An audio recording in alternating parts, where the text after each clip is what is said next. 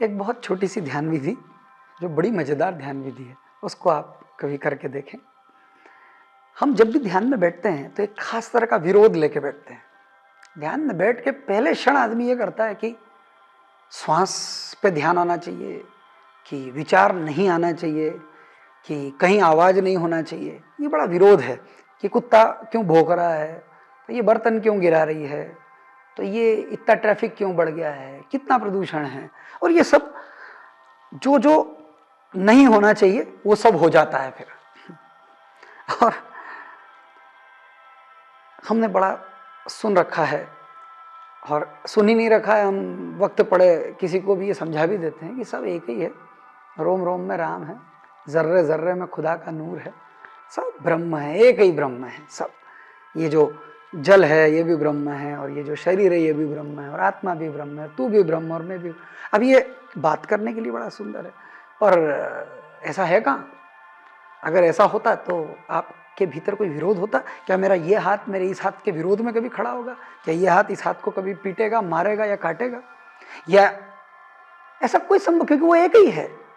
तो थोड़ी देर के लिए बहुत बढ़िया मजेदार प्रयोग है ये, और एकदम कारगर है उनके लिए जो बहुत परेशान है विचार से और भीतर की वासनाओं से, या जो उनके भीतर जो भी कुछ चलता है तूफान, उससे। कुछ नहीं, आंख बंद करके बैठे और एक बात भीतर सतत दोहराएं कि सब ब्रह्म है। तो एक विचार आया, मान लीजिए विचार आया कि आप किसी आदमी का याद आई कि, और आपको ऐसा लगा कि इसको तो मारे डालना चाहिए, तो आप इस विचार का विरोध मत करें, आप कहें सब ब्रह्म है।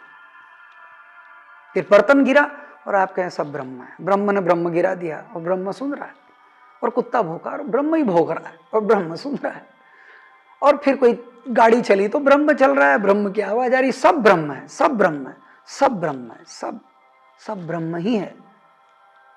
और ये करते करते जो वास्तव में है, जो वास्तविकता है, वहां आप आ जाएंगे।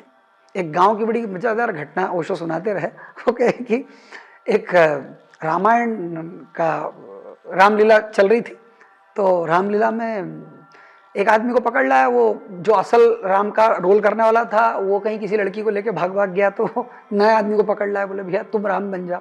तो उसने कैसे तैसे बहुत जल्दी जल्दी अपने डायलॉग याद करे और वो स्टेज पे गया, और जैसे ही वो कोई पूछता है कि आप कौन हो, परिचय दो, तो वो कलाकार कहता है मैं राम हूं, मैं राम हूं, और वो कहता है मैं राम हूं। इसके आगे वो बोलता ही नहीं। सारे लोग इंतजार कर रहे हैं कि मैं राम हूं, अब आगे बात करें भाई, पर वो कहता है कि मैं राम हूं। वो तो स्टेज से उतर जाता है कि मुझे याद आ गई मैं राम हूं। तो लोग कहते हैं पागल है भैया, तुम तुम्हारे रोल में थे, नहीं रोल नहीं, मुझे याद आ गई मैं राम हूं। तो असल में सभी राम हैं, आप सब भूले पड़े हैं, उसको ड्रामा करते करते नाटक करते याद आ गई मैं राम हूं। ये वैसा ही प्रयोग है ब्रह्म का, सब ब्रह्म है, सब ब्रह्म है, सब ब्रह्म है, सब ब्रह्म है, सब ब्रह्म है, सब। ये हम सिर्फ भाव नहीं कर रहे हैं, ये वास्तविकता है। हम वास्तविकता की ओर, स्वयं की ओर, उस ब्रह्म की ओर लौट रहे हैं। तो ये प्रयोग बहुत गजब का प्रयोग है, सुंदर प्रयोग है, सरल प्रयोग है। सबको ब्रह्म की तरह स्वीकार करें, संपूर्ण स्वीकार। बहुत बहुत